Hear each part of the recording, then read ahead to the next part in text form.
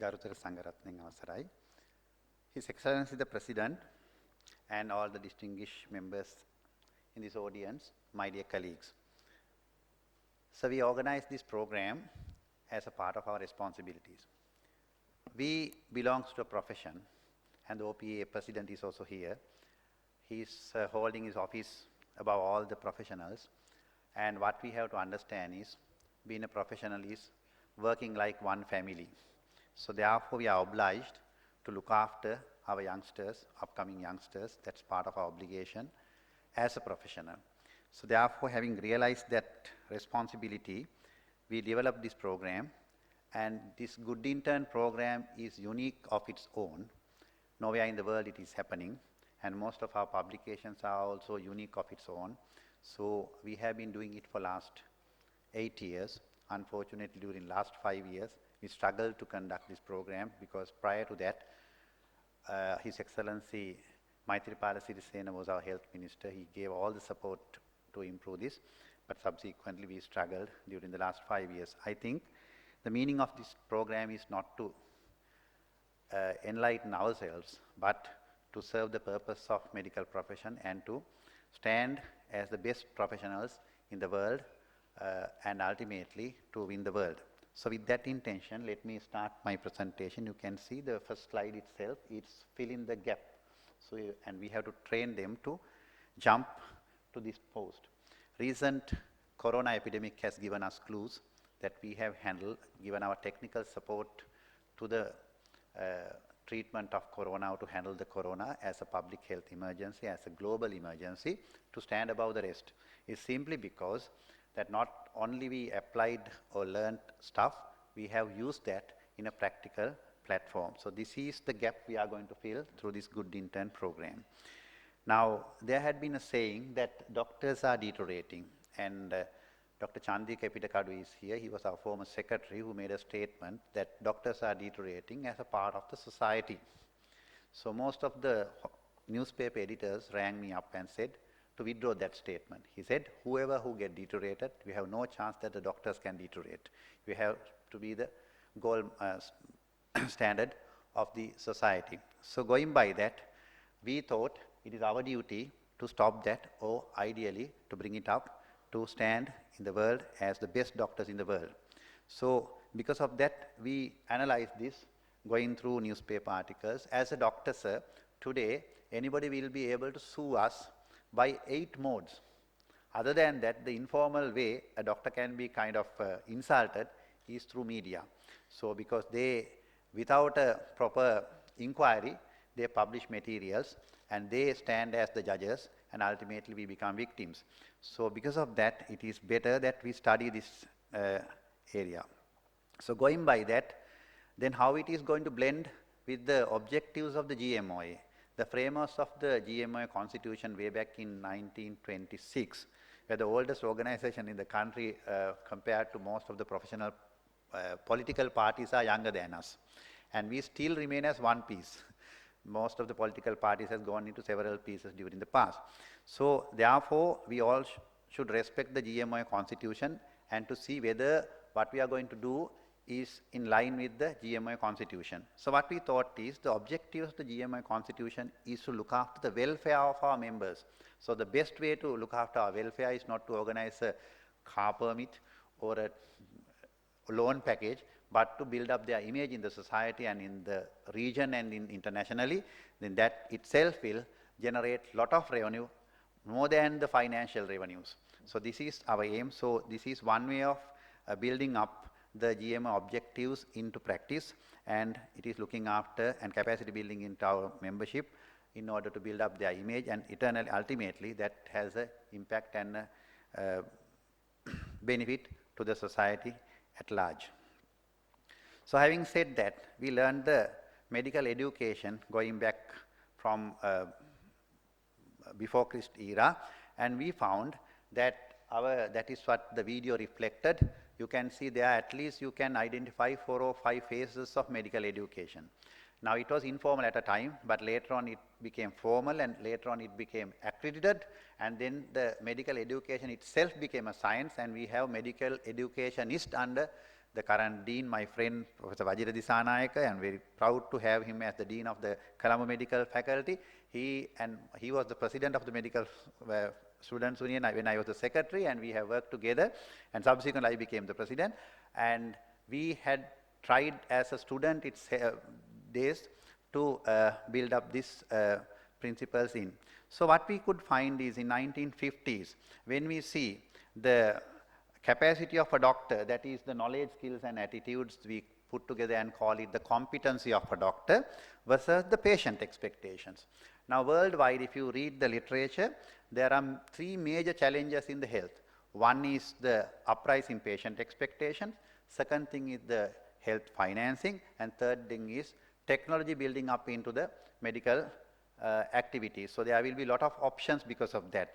So having realized that, we can see the patient expectations were very low at the time, but because of this knowledge economy, knowledge era, there is a lot of expectations and lot of options demanded by the public. So because of that, that is one reason why patients are at a critical point at this point by the public. That is one era. Then the second point what we wanted to see is that whether there is actual deterioration from our point of view. So to study that, we studied the global literature. And in the GMC, they are talking about the good medical practice. Whether we can have bad medical practice had to be visited, but anyway the good medical practice is being attempted because the patient expectations had to be matched through that line. So there had been several themes which were in place. Then the WHO itself, they say that there are, they divided into several compartments to see how we can improve the medical care delivery in a country. So having realized these global situations, what we thought is where to start. So we have three categories of medical officers in our system. That is the intern, who are at the bottom we say, but they are the most important. Then the intermediate cadre and the specialist. So a good unit is considered, that is listed in our book itself, that experienced consultant, knowledgeable registrar, and a hardworking house officer. So what we are going to blend these people, these medical graduates who are going to join us, that they are supposed to do a very intense hard working during the next upcoming year, and we told how to manage their time. There may be times that they will be out of meal attending to a patient, and so therefore we wanted them to give that inputs to the intern. So to start with intern, the reason is we rather than starting from specialist, why we selected intern is, one is they are in a changeable level, so compared to the two other categories. And it is feasible because there is a pre-intern period. Since graduation to internship there is a gap, so it's feasible. Because our Tamil training program itself is 11 days. So, and after this 11 days Tamil training, they talk Tamil very nicely. They are like Tamil. They talk and they can sing about 35 songs after this program. So we want time. So it's feasible. And it's a long-term investment than training the upright, and it's cost effective. So taking that into account, we thought we'll start from interns. So what program, how are we going to design the program? So to do that, we did qualitative study. We visited most of our experts who are in the field and who can comment, and ultimately they said this is the best time, and they justified a training pre-intern program for us, and they said MBBS is very academic oriented, whereas when they get the practice in job, the internship is basically service oriented. So there should be a blend, and they justified this program. Everybody said yes. So there was a problem in our publication, because in a qualitative survey at least one person should be saying no, but everybody said yes, and then onward they had their views on it. Then we did a need analysis by visiting the undergraduate, the graduates, and they also said that they want this kind of a program. And because of that, ultimately we decided to start this program, and this program is very important and from an evolution point of view. Now, as I told you, the medical education, how are we going to fit into the good intern program? I told you it was an informal education at the very beginning, and there were doctors, surgeons who practice, and there were followers. So there were schools of thoughts where My followers will have to follow my way. The other consultants will have to have his team in his way, like that. That was the initial. But subsequently it became formal, and it became undergraduate education, and ultimately you produce doctors. Then finally, not finally, the third level is there was accredited training, and ultimately an internship was introduced. It was not very clear when it was introduced in the literature, but it was introduced. So here what we are realizing is a gap between the internship and the graduation, and so basically we are adding a fourth block to the formal medical education, and we are proud that we are the first to do it in the world, and it had been appreciated by a lot of internationally placed consultants, clinicians and academics both. So therefore, since it was an innovative work, we have to identify what to teach and up to what level. So this academic development was done in a very careful manner, the Good Intern program, and what we did was we studied this thing for 8 months. Myself, Dr. Samira Senanayak and Dr. Buddhika Mahesh, and ultimately what we thought is, you being a very strategic leader, I think you will, I have put these slides in that blend. This is a global innovation. So the pathway of development of Good Intern program. What we did was, we evaluated the literature, and there had been no similar program, and ultimately we want to tailor-make it to the Sri Lankan system, our culture, spiritual, because the health definition worldwide is social, the physical, mental and social well-being is being taught as health, but whereas we have our spiritual component. So how are we going to tailor-made into our doctors here? So having realized that, we got a scientific approach, and ultimately we thought internship is like that. So in the process of medical education, you get knowledge, skills and attitudes, we call it competency, but here they are to build up their accountability to the patient and to the rest, and building up professionalism. So having realized that, so this Good Intern program will ultimately produce a professional, and they are joining a team which is most respected profession in worldwide, according to world literature, published literature, and most caring profession, and most trusted profession, and most fulfilling profession. So are we there ready to stand by these 4 characters? And that is why, because people used to say, the lawyers are doing this thing, why not doctors? Like, we can't be, because we are ranked at top as the most respected, most caring and most trusted and most fulfilling profession in the world. So how are we going to tailor-make the program for that? So therefore what we did was, the intern medical officers' activities were disintegrated for the training purposes. Now first what we realize is, we want to build up the principles of preparedness. Because while you are having your lunch, you must be summoned to see a patient. While you are, so therefore, how are we going to maintain our stamina, and how soon we can reach a patient? Those are principles of preparedness. I need not to teach you, sir. You are the master, or you have mastered this topic. Then the first impression. The entire medical care service will be ultimately, the impression will depend on what impression you give at the first visit. The patient wouldn't have, this is the first visit to the hospital, and you meet the intern as the first officer, and that person will have to give the receptionist or skills to receive, whether you have seen 150 patients, the 151st patient had to be received with a smiling face. So how are we going to build up those characters? Then you are supposed to be the warden. It says the ward itself, we are the warded patients, we don't have rooms, we have wards. Anyway, we have to have a warden. So the warden role will be played by the doctor. So the necessary communication and other managerial skills had to be built up. Then the ambassador, because you do most of the writings and the diagnosis card upwards, all these writings are yours, and you talk to the patient nicely. You have to reflect back in place of not only yourself, but the unit, hospital and the entire healthcare system. So having these 4 pillars, the different roles of medical intern, what we thought is, let a good intern, as we have to build up the preparedness principles, then the first impression principles, how are going to be very pleasant to the patients, and to be a main caretaker in the ward, receiving the patient and getting consent and so on and so forth, making ultimately comfortable to stay in a ward. And you are supposed to be a coordinator, manager and a leader. I told them who is a manager and who is a leader. Simply, manager is a person who do things right and leader is a person who do right things. So it's a blend. Both will have to be played, and this is the beginning of their career going to do these things, and you are supposed to be the ambassador of the role. Now I told them that this is 2 diagnosis cards. Maybe we don't know which unit is doing better audits, but ultimately on the public eye the best unit will be reflected through the handwriting and the proper documenting in a diagnosis card. Some diagnosis cards are issued even without a diagnosis. So that will reflect badly upon a good unit. So this is why we identified the value of an intern, then they are the VIPs in the system. So also, sorry.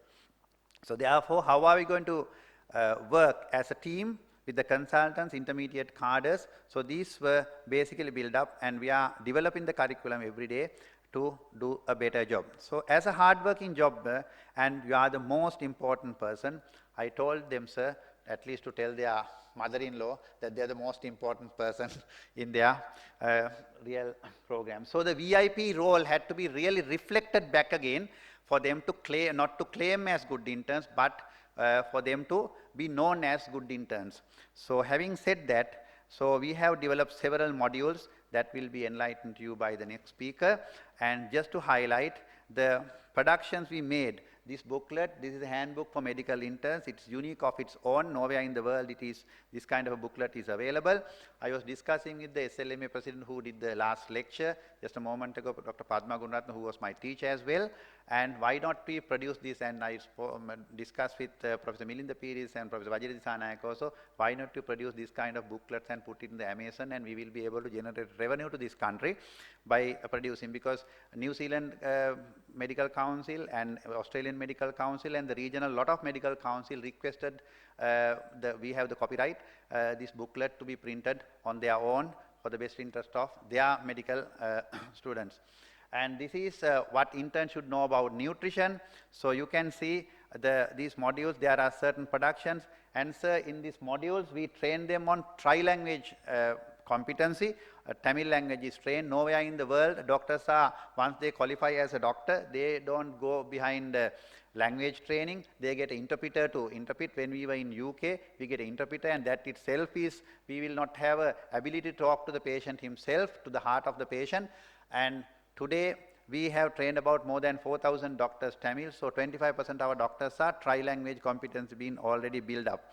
And then the clinical skills and were inbuilt into these patients. So these are the publication, most of the publications that we have done, and this is all very important material and unique of its own. And we have done a research publication on this thing, and possibly we have the kind of patent under quotations that for this good intern program. And now the new era of medical education will have to be blend with this component. So finally what I have to tell is, this is the exercise we have done with least support from the others, and it's the value of this program is now most of our academic colleges, they do lectures, they are supply oriented. The council decides what to lecture. Here it's the opposite. We have studied that, and we have sent a kind of a Google form to each and every participant here, and we ask what is their competency level, and based on that we recognize the gap, and we ask the lecturers to only deliver that kind of a stuff to bridge that gap.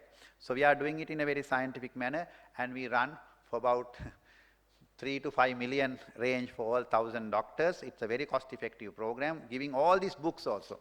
This one book, if you see the Oxford handbooks, they cost about 5,000, but giving all these books free of charge, we some or other way manage through a lot of sponsorships other than pharma companies. We never go behind the pharma companies for sponsorships, so some or other way we struggle, but we have succeeded so far for last 8 years.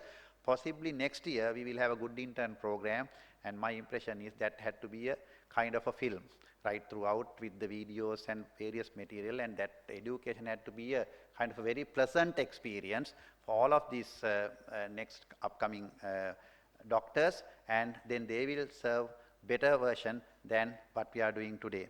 Thank you very much for attending this program, sir. You yourself, you didn't hesitate when I invited you to come here, and you don't attend this kind of programs very frequently, but thankful to you. And the reason why I invited this must be clear to you by now, because these are professional work and we have to build up our professions.